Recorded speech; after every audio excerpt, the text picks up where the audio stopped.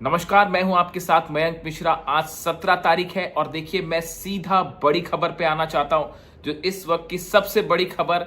क्या ईरान के निशाने पर अब खाड़ी देशों के बड़े लीडर्स हैं, यानी खाड़ी देशों के बड़े नेता अब ईरान के टारगेट में हैं। चाहे सऊदी हो, चाहे बहरीन हो, चाहे यूएई हो। क्या ईरान की तरफ से इन्हें वार्निंग दे दी गई है, और ये वार्निंग क्यों दी गई है, इन दोनों की चर्चा करना बेहद जरूरी है। देखिए, जो खबरें आ रही हैं उसके मुताबिक ईरान की तरफ से एक कड़ा संदेश अरब देशों को दे दिया गया है, और वो संदेश ये है कि अगर अमेरिका फिर से हमले करता है ईरान के ऊपर और खाड़ी देशों ने मदद की अमेरिका की, तो इस बार खाड़ी देशों की लीडरशिप ईरान के निशाने पर होगी। देखिए, कल ये वार्निंग आई थी, कल ये बात डोनाल्ड ट्रंप के लिए कही गई ईरान की तरफ से। इब्राहिम अजीजी साहब की तरफ से बयान आया था कि डोनाल्ड ट्रंप अपनी सुरक्षा की चिंता करें, यानी डोनाल्ड ट्रंप को सीधा निशाना बताया ईरान ने। ये सीधी सीधी धमकी थी डोनाल्ड ट्रंप को, जिसके बाद ये स्पेकुलेशन चल पड़े कि क्या अब डोनाल्ड ट्रंप निशाने पर हैं ईरान के। इस तरह की जो है खबरें चल पड़ी, और उसके साथ ही चंद घंटों बाद ये खबर आई कि ईरान के मुताबिक जो है, जो देखिए इसका कोई ऐसा डिक्लेरेशन नहीं होता है, लेकिन ये खबरें सामने आई कि ईरान के निशाने पर अब खाड़ी देशों के नेता हैं। और अगर आप फौरी तौर पर बात करें किनके इसमें नाम हो सकते हैं, बहरीन के किंग हमद बिन ईसा अल खलीफा, जो कि सम्राट है वहां के, वो निशाने पर हो सकते हैं ईरान के। सलमान बिन हमद अल खलीफा क्राउन प्रिंस जो है बहरीन के। देखिए, बहरीन वो जगह है जहां अमेरिका का 5वां बेड़ा, 5th फ्लीट है, था कहना चाहिए, क्योंकि वो जल के खाक है। वहां से पूरा इंफ्रास्ट्रक्चर तबाह कर दिया है। उस 5th फ्लीट का जो ऑफिस था उसका सब कुछ तबाह कर दिया है ईरान ने। और फिफ्थ, ये जो बहरीन में जो हेडक्वार्टर था नेवी का, दरअसल यहाँ से पूरा हॉर्मूज मेंटेन किया जाता था। यहाँ पर जो वॉरशिप्स खड़े होते थे हॉर्मूज के आसपास, अरब में जो वॉरशिप्स खड़े हैं इस समय, इनको सप्लाई कैसे भेजनी है, यहाँ पर सोल्जर्स कैसे रिप्लेस करने हैं। और देखिए, यही एक बड़ी वजह है। वो अब्राहम लिंकन में जो सामान सप्लाई नहीं हो पा रहा था, खाना पीना नहीं पहुंच पा रहा था, उसकी बड़ी वजह यह थी कि ईरान ने बहरीन में नेवल बेस और जो 5वें बेड़े का ऑफिस था उसको जला के खाक कर दिया। तो जितना सामान वहां सप्लाई होने वाला था वो सबकी किल्लत हो गई, सब तबाह हो गया वहां से।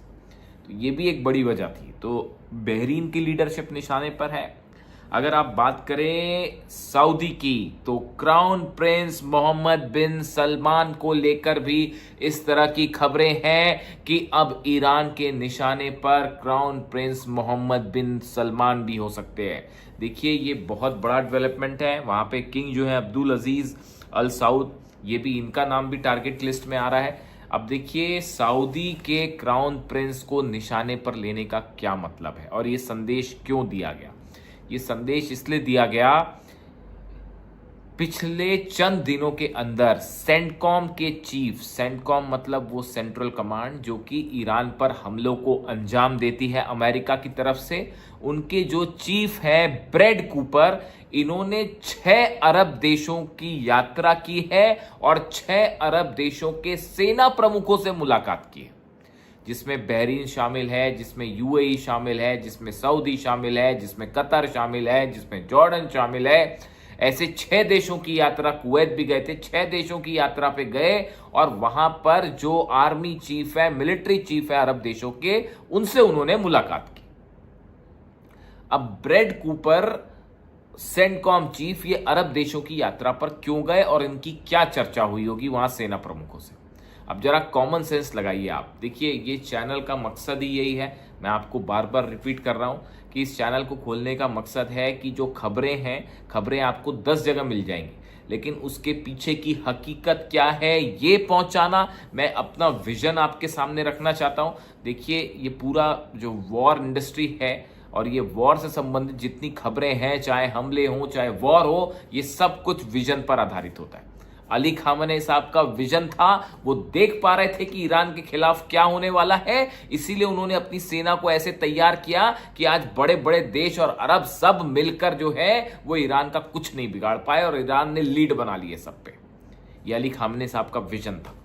वो दूर की चीज सोच पा रहे थे, पर्दे के पीछे क्या हो रहा था वो समझ पा रहे थे। और मेरी पूरी कोशिश ये है, इस चैनल को खोलने का मकसद ही है कि जो खबरें सामने हैं उनके पीछे का एनालिसिस आपको बताऊं कि देखिए हकीकत ये हो सकती है। हम फिर से आते हैं, क्राउन प्रिंस सऊदी के क्यों निशाने पर हैं। देखिए वजह उसकी दो है। आप इस बात को समझिए कि सऊदी उन देशों में शामिल है जिसमें कोई शक नहीं है, जिसमें सबसे बड़े बेसेस हैं अमेरिका के। यहां से फाइटर जेट्स ने टेक ऑफ किया जिन्होंने ईरान पर हमला किया था, इसमें कोई शक नहीं है। सैटेलाइट इमेज सच बोलती हैं, सब पकड़ में आ जाता है, दूध का दूध पानी का पानी हो जाता है। तो सऊदी के बेसिस का इस्तेमाल किया गया ईरान पर हमला करने के लिए, इसमें कोई शक नहीं। दूसरी चीज, हूती पे जो हमले किए गए, देखिए हूती पर हमले करने का इस समय कोई भी ऐसा कारण नहीं था कि मोहम्मद बिन सलमान और सऊदी जो है वो हूती पर हमला कर दे, लेकिन ये संभवतः ऐसा माना जा रहा है कि अमेरिका और डोनाल्ड ट्रंप के कहने में आके सऊदी ने अटैक कर दिया।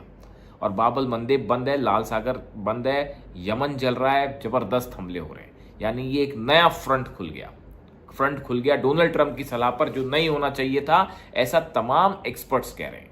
अब देखिए तीसरी बात आप ये समझिए, ये जो 13 देशों की फौज बनाने का काम चल रहा है। अब आप समझिए ब्रेड कूपर जो गए, सेंटकॉम चीफ, जहां मैं कर रहा था, ये वहां गए होंगे, वहां क्या करने गए होंगे आप ये बताइए। अगर अमेरिका को अपनी फोर्सेस यहां से हटा के वापस जाना होता तो ब्रेड कूपर, सेंटकॉम चीफ, इन अरब देशों के सेना प्रमुखों के साथ बैठकर घंटों तक मीटिंग क्यों करते। जरा सोचिए, आप कॉमन सेंस लगाइए। अगर अमेरिका अपना ब्लॉकेड हटा के अपनी सेना लेके यहां से वापस जाना होता उसको, और उसकी कोई लॉन्ग टर्म प्लानिंग नहीं थी, ईरान के खिलाफ कोई हमला नहीं करना था, तो ब्रेड कूपर अरब देशों के सेना प्रमुखों से क्यों मिलते फिर रहे हैं और वहां पर जाके क्या मीटिंग हो रही है और क्या प्लानिंग हो रही है। साधारण सी बात है कि आगे के लिए प्लान तैयार किया जा रहा है ईरान पर हमले का, कि इस समय जो है हथियार खत्म हो गए हैं तो इस समय हमला करना ठीक नहीं होगा, वरना वो भयंकर पलटमार मारेगा।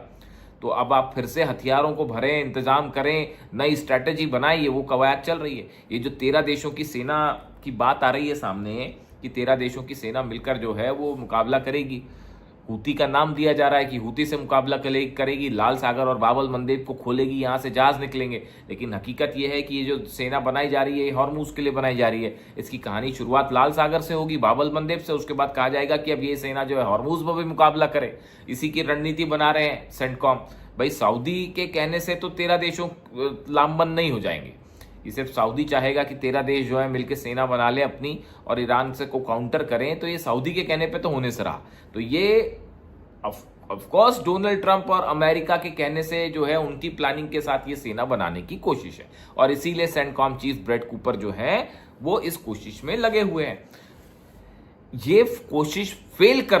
ये कोशिश सफल ना हो पाए, 13 देश मिलकर जो है सेना का फॉर्मेशन ना कर पाए, और अगर करते हैं तो इनको सीधा चैलेंज करने के लिए ये संदेश दिया गया है कि खाड़ी देशों के नेता हमारे निशाने पर होंगे और सऊदी के नेता भी निशाने पर होंगे। देखिए ईरान बार बार क्या कह रहा है, ईरान ही नहीं कह रहा, ये फैक्ट भी है, हकीकत भी है। आप किसी मुल्क में चले जाएं, जितने अरब देशों के मुल्क हैं, आप हर मुस्लिम देश में चले जाएं, वहां क्या हो रहा है, वहां की जो जनता है, जो वहां की आम आदमी है, सिटीजन्स हैं, वो सबके सब ईरान के साथ खड़े हैं। उनमें से एक शख्स भी ये नहीं चाहता था कि अली खामेनी साहब को टारगेट किया जाए। आप किसी भी मुल्क का आप रिकॉर्ड उठा के देख लीजिए, चाहे आप तुर्की चले जाइए, चाहे आप बहरीन, जॉर्डन, सऊदी चले जाइए, यूएई चले जाइए, पाकिस्तान चले जाइए, कहीं चले जाइए, वहां की जो आम जनता है मुस्लिम कंट्रीज की, चाहे वो सुन्नी हो, चाहे शिया हो, चाहे कोई और, शिया तो ऑब्वियसली समर्थन ही करेंगे, लेकिन जो सुन्नी भाई लोग हैं वो भी कोई नहीं चाहता था कि अली खामेनी साहब जैसे जो है महान शख्स को निशाना बनाया जाए, कोई नहीं चाहता था इस बात, और सबके मन में गुस्सा है। ईरान की तरफ से प्लानिंग क्या है, ईरान की तरफ से संदेश दिया जा रहा है कि हम आम जनता को नुकसान नहीं पहुंचाएंगे, अब हम उस लीडरशिप को नुकसान पहुंचाएंगे जो अमेरिका की मदद करती है, उस लीडरशिप को नुकसान पहुंचाएंगे जो अमेरिका से हथियार खरीदती है, उस लीडरशिप को नुकसान पहुंचाएंगे जो अपने बेसेस का इस्तेमाल करने देती है उन फाइटर जेट्स को जो टेक ऑफ करते हैं और ईरान के सुप्रीम लीडर को शहीद कर देते हैं। यानी असली जो कहा जाए कि मिडिल ईस्ट में जो ये कियोस मचा हुआ है पूरा, इसके जिम्मेदार ईरान मानता है कि ये अरब देशों के जो लीडरशिप है ये अमेरिका की पिट्ठू बनी हुई है, ना कि वहां की जनता। ये सोच है ईरान की, और इसीलिए ये प्लान किया गया और इसीलिए ये खबर फ्लोट की गई है। कोई ऐसा फॉर्मल प्रेस कॉन्फ्रेंस करके ऐलान नहीं किया जाता, लेकिन ये खबरें सोशल मीडिया में वायरल हो गई हैं तेजी से कि ईरान के जो सेना के सोर्सेस से जो खबरें हैं वो ये है कि अब खाड़ी देशों के जितने नेता, इसमें यूएई का भी नाम ले लीजिए, शेख मोहम्मद बिन जायद अल नहान यूएई के राष्ट्रपति और शेख मोहम्मद बिन राशिद अल मक्तूम यूएई के प्रधानमंत्री, इनके नाम भी इस लिस्ट में है, टारगेट लिस्ट में। जैसे अमेरिका के लिए टारगेट लिस्ट बनाई थी, वैसी खाड़ी देशों की भी टारगेट लिस्ट तैयार है, सब की, जितने देश हैं, बहरीन हो, जॉर्डन हो, हर देश की। और ईरान का कहना ऐसा है कि अब की बार अगर अमेरिका ने हमला, देखिए वो हमला होना तय है, आप लिख लो, अभी पेपर पे साइन करवा के लिखवा लो, फिर से ईरान पर हमला होगा। उसकी वजह ये है, ओमान के साथ मामला तय हो गया है कि इधर से ईरान के पास से जहाज अंदर जाएंगे और ओमान के रास्ते से बाहर आएंगे। ईरान का कहना है ये बात हमारी ओमान से है, जहाजों के आने जाने को लेकर इससे अमेरिका का कोई लेना देना नहीं है, अमेरिका यहां से बाहर जाए। और अमेरिका के जहाज निकल भी पाएंगे कि नहीं, ये भी डाउटफुल है। अमेरिका को ईरान ने अपना एजेंडा तय कर दिया है कि पूरे अरब देशों से अमेरिका अपने सैनिक लेके वापस जाए, अपने हथियार जहाज लेके यहां से वापस जाए, तभी बात जो है वो शांति की तरफ आगे बढ़ेगी, वरना जंग जारी रहेगी। अपने पूरे जो ब्लॉकेड करके जहाज खड़े हैं, आप 17-18 जहाज लेके खड़े हैं, इसको लेके निकलिए यहां से, अपने फोर्सेस हटाइए यहां से, मुआवजा दीजिए, उसके बाद ही किसी तरह की बात होगी, नहीं कोई बात नहीं होगी। सीज फायर आज तक था, आज के बाद सीज फायर खत्म है अमेरिका और ईरान के बीच।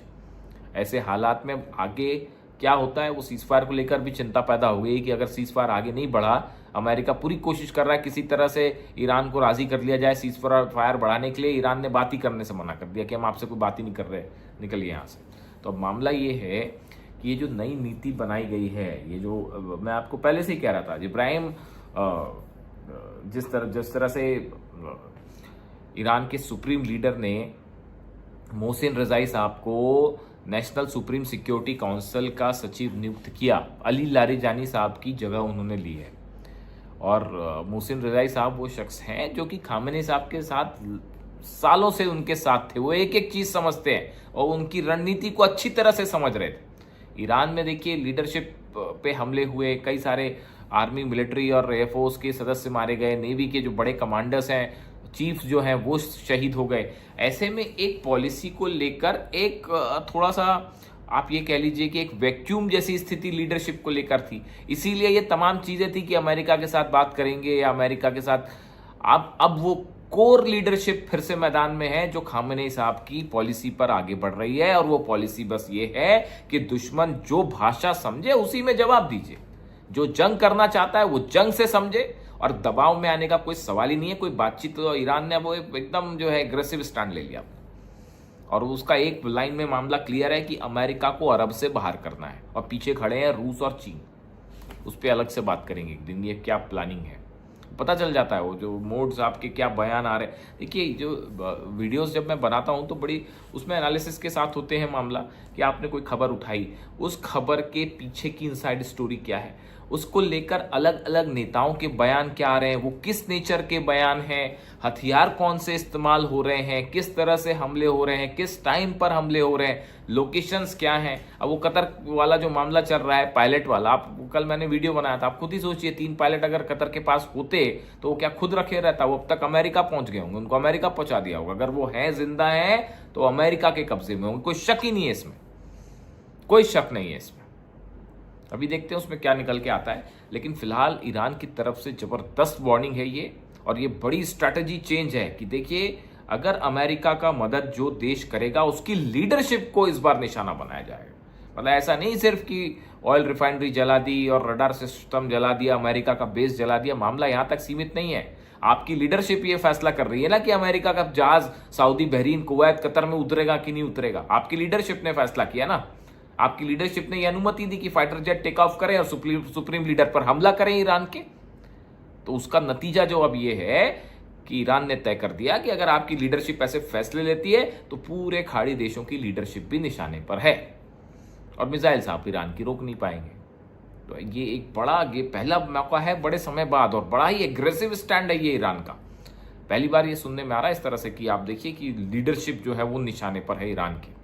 और ये बताता है कि कितने गुस्से में है ईरान की सेना और वहाँ के पॉलिसी मेकर्स जो अब वहाँ पर हैं, और वो तय कर चुके हैं कि अब अमेरिका का खेल बहुत हुआ, अब ये बातचीत, सीजफायर, फिर जंग, फिर हमले, ये ख़त्म, अब इनको वापस छोड़ के आएंगे कि इनको जो है इनके जहाज़ों को पूरा वाशिंगटन और न्यूयॉर्क छोड़ के आएगा ईरान।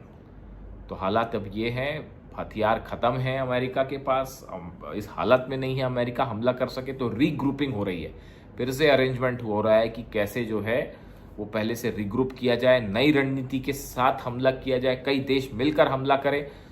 अब देखिए, वो एक आए चाहे 13 आए चाहे कितने आ जाएं, मिडिल ईस्ट का किंग है ईरान, ईरान की सेना, और ये स्थिति को अब स्वीकार कर लेना चाहिए अमेरिका, और कोई चारा नहीं है। ये बात इजराइल को स्वीकार कर लेनी चाहिए, अमेरिका को स्वीकार कर लेनी चाहिए कि ईरान को नहीं हराया जा सकता, और कोई भी ऐसा फैसला जो अगर मिडिल ईस्ट को लेकर आप कर रहे हैं तो वो बिना ईरान की परमिशन के अब लिया ही नहीं जा सकता, चाहे वो बाब अल मंदेब हो, लाल सागर हो, चाहे हॉर्मुज हो। और जितनी जल्दी ये बात समझ में आए, यही बात कल ईरान कह रहा था, मैं देख रहा था बयान वहाँ के, कि ईरान ने कहा कि बात जितनी जल्दी डोनाल्ड ट्रंप को समझ में आ जाए हॉर्मुज की हकीकत, और जितनी जल्दी स्वीकार करें, अपने जहाज लेके निकले, तभी शांति आ सकती है, वरना और कोई चारा नहीं। देखिए, वीडियो इसलिए कोशिश है मेरी कि खबरों के पीछे की सच्चाई आप तक बताई जाए। वीडियो कैसा लगा कमेंट करके ज़रूर बताएं, और चैनल को सब्सक्राइब करें ताकि ज़्यादा से ज़्यादा लोगों तक ये बात पहुंचे। इस चैनल का मकसद ही यही है साहब, कि जो है मैं कोशिश एक और करूंगा, आज से शुरू कर देता हूं इस कोशिश को, कि हम हर वीडियो में बीच में या आखिरी में अली खामनी साहब की एक किसी टीचिंग की बात करेंगे। देखिए, अली खामनी साहब हमेशा से, मैं आपको कहता रहा हूँ, एक ऐसे वो शख्स रहे, ना सिर्फ बेहतरीन सुप्रीम लीडर थे, रिलीजियस लीडर थे, बल्कि बेहतरीन उनका विज़न था, और उनकी स्पिरिचुअल टीचिंग्स, मैं अक्सर उनके वीडियो देखता रहता हूँ, पढ़ता रहता हूँ उनके बारे में। उनसे इतना कुछ सीखने को है, इतना कुछ सीखने को है। वो ज्ञान का समंदर थे साहब, वो ज्ञान का हॉर्मुज थे, हाँ, यही कह सकता हूँ मैं तो वहां से रोज कुछ ना कुछ उस ज्ञान के समंदर से आप जितनी बार कुछ निकालेंगे, कुछ सीखने को मिलेगा। तो मैं उनका एक वीडियो देख रहा था अभी, तो वो कह रहे थे कि मतलब वो एक स्पिरिचुअल टॉक कर रहे थे, रिलीजियस संदेश दे रहे थे, सामने लोग बैठे हुए थे।